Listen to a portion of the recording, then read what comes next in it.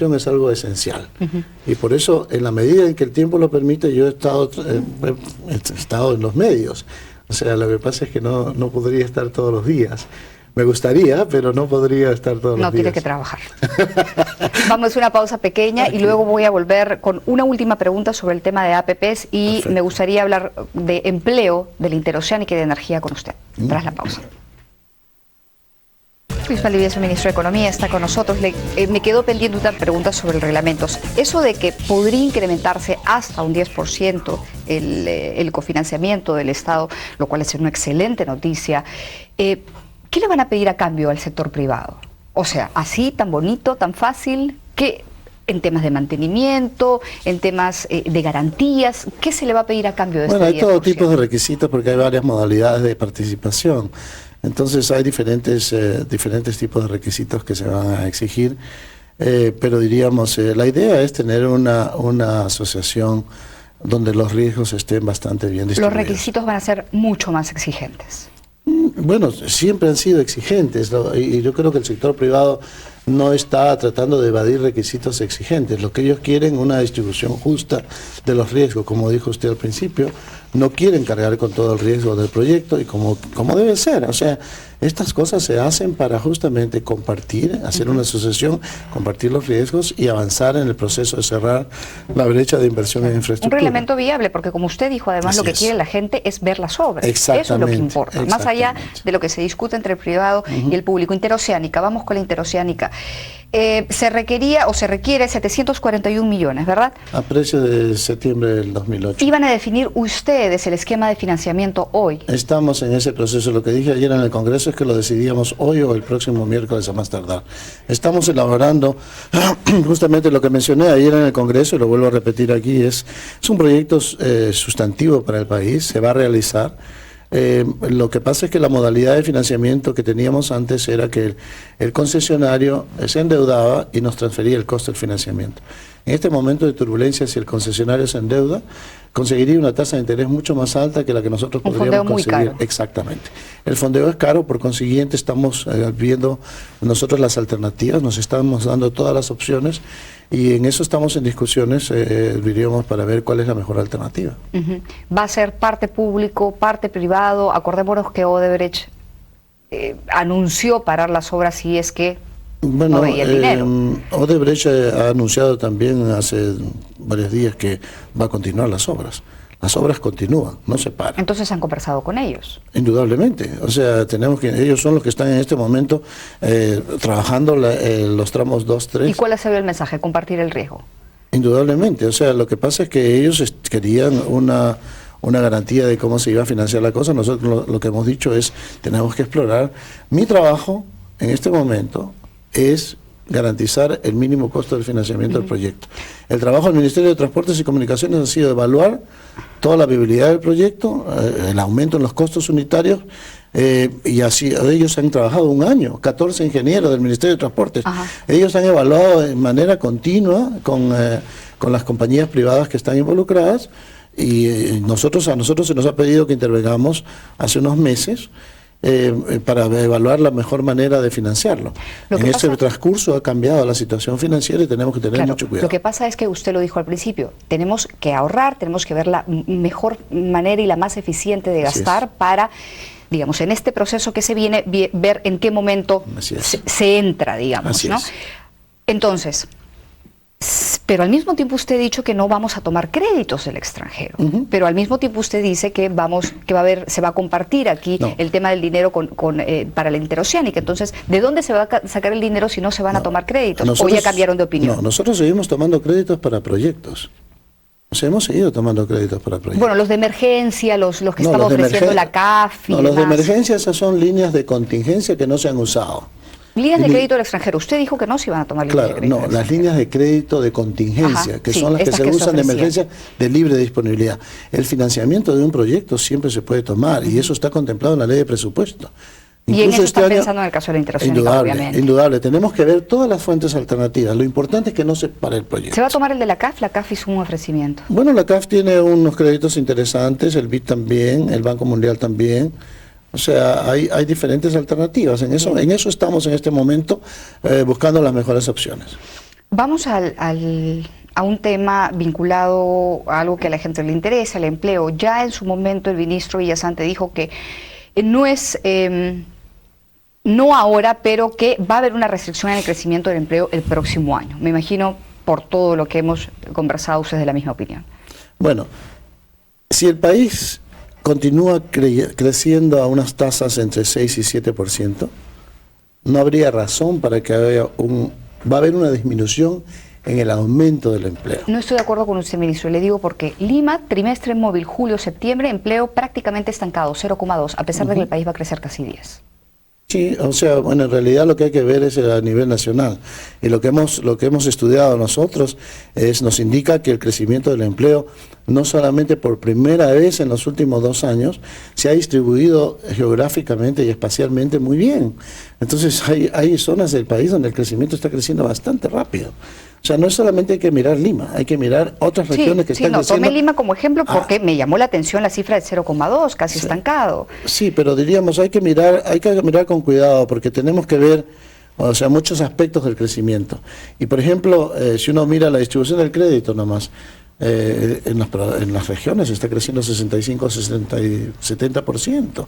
La inversión está en las regiones y en los gobiernos locales está creciendo rápidamente. Lo bueno es que el crédito que sigue creciendo es el crédito de la micro y pequeña empresa. Las cajas rurales, las EPIMES dicen que el próximo año van a crecer menos, pero 1% menos. Entonces, mientras la población, que es la población, el área de la población más necesitada, siga sintiendo ese crecimiento, yo creo que eso es importante. No solamente que van a seguir creciendo, déjenme decirle que ha habido una conferencia en Paraguay donde el Perú, todas las microfinancieras del Perú han conseguido todas las líneas de crédito que necesitaban.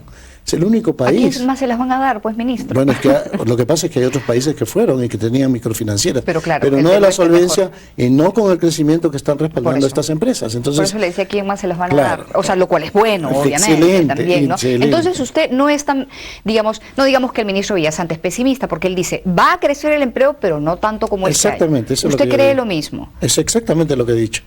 Va a crecer, pero no tan rápido como ha venido creciendo últimamente. ¿Cuántos puntos menos? Igual que el PBI, ¿podría ser una reducción parecida a la del PBI? La elasticidad es un poquito más alta que 1, indudablemente, pero sí. Sí, porque generalmente los efectos, digamos, se doblan y sobre todo cuando hay todavía, o al principio de año, de repente, cuando los empresarios aguanten un poco a ver cómo va a transcurrir el primer trimestre, tal vez veamos la baja más significativa, ¿no? Indudablemente, o sea, va a haber una distribución, pero ahí hay que actuar también, de repente con algunos programas de reentrenamiento, unos programas de reasignación. Habrá que ver eso, hay que discutirlo con el ministro. Hablando del dinero de la gente, ¿qué piensa de esto del Fondo 4? ¿Se han reunido con la SBS? La gente está preocupada porque si bien tal vez hayan algunos efectos que por un lado no se sienten tanto de la crisis financiera, hay otros que sí se sienten y se sienten de manera bastante importante, como la reducción de los fondos de las personas que se van a jubilar, de los pensionistas. Así es. ¿Usted cree en un fondo 4, cree en un fondo 5? Kurt Burneo ha hablado de un fondo 5 hoy día. Sí. Lo que hemos estado discutiendo es, primero, cómo agilizar el manejo de estos fondos. Segundo, hemos estado viendo justamente la situación de aquellos que se van a retirar. Tercero, hemos estado viendo la situación de aquellos que podrían jubilarse tempranamente, sin necesidad de ser afectados sustantivamente en su fondo de retiro. Pero lo más importante en este momento, la forma en como nosotros vemos el ahorro que se hace a través de esos mecanismos de fondos de pensiones, hay que tener una perspectiva de largo plazo. En una perspectiva de largo plazo, lo importante es que vamos a tener que aceptar ciertas fluctuaciones en su valor.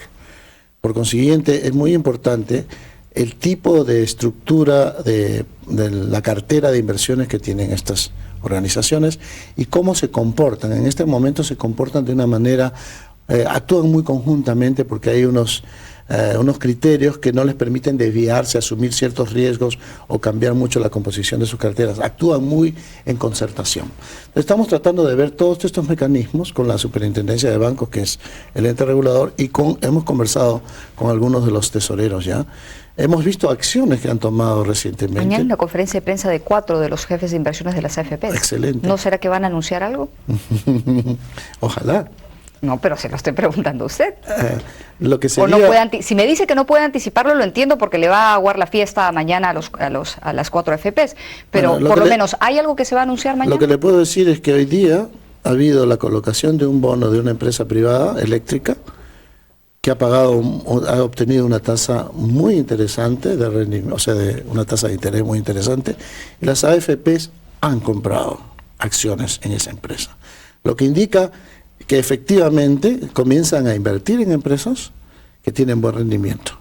Eso es importante. O sea, yo creo que tienen que comenzar a ampliar la gama de tipo de activos que compran, y eso va a mejorar la rentabilidad. Se anuncia esta inversión de la que usted habla en electricidad justo cuando los precios se incrementan. Se decía constantemente que los precios estaban embalsados, que no eran reales y que eso no incentivaba la inversión. Han salido los privados a pegar el grito al cielo por el incremento de 10 y 20% dependiendo qué tipo de usuario uno sea.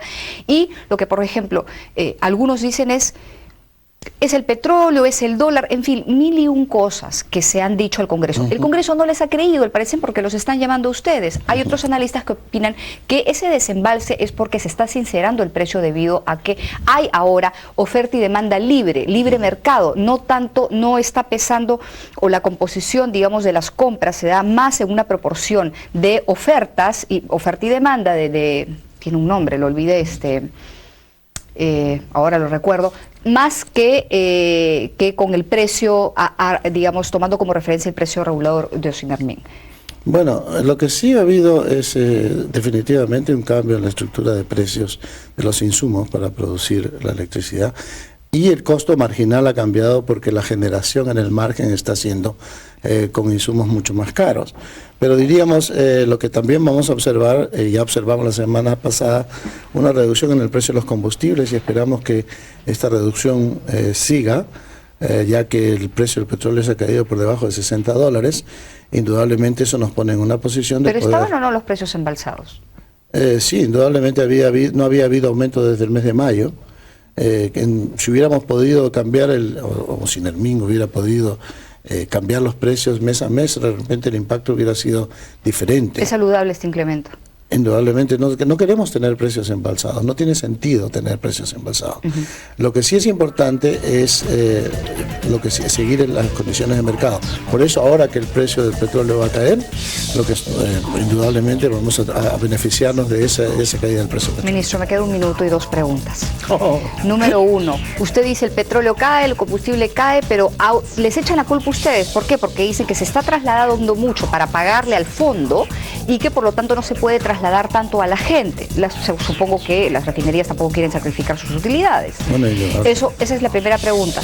Bueno, respóndala, por favor. Tenemos una obligación con las refinerías que la vamos a honrar en la medida en que tengamos los recursos disponibles.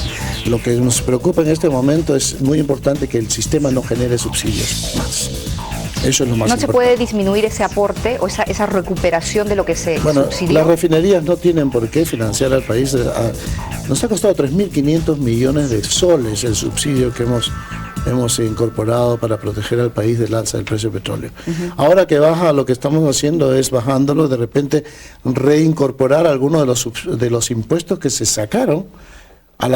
Cuando subía el precio, quitamos los impuestos. Ahora que baja el precio, podemos poner algunos. Los vamos a hacer gradualmente de tal manera de que no se afecte al público de una manera... ¿Pero por qué dice ya que esperemos que bajen? Entonces, si digamos, el pago por lo que se subsidió en algún momento va a continuar, ¿por dónde podría reducirse? Sacrificando entonces... justamente... Bueno, vamos a tener que sacarlo como hemos hecho desde siempre. O sea, los impuestos que se recuperan por la venta de combustible no son suficientes para pagar la deuda. O sea, los siempre hemos pagado de otra parte. Es un costo fiscal que hemos asumido. Ministro, me van a cortar. La ministra Coterno ha hablado de los aranceles y ha hablado de...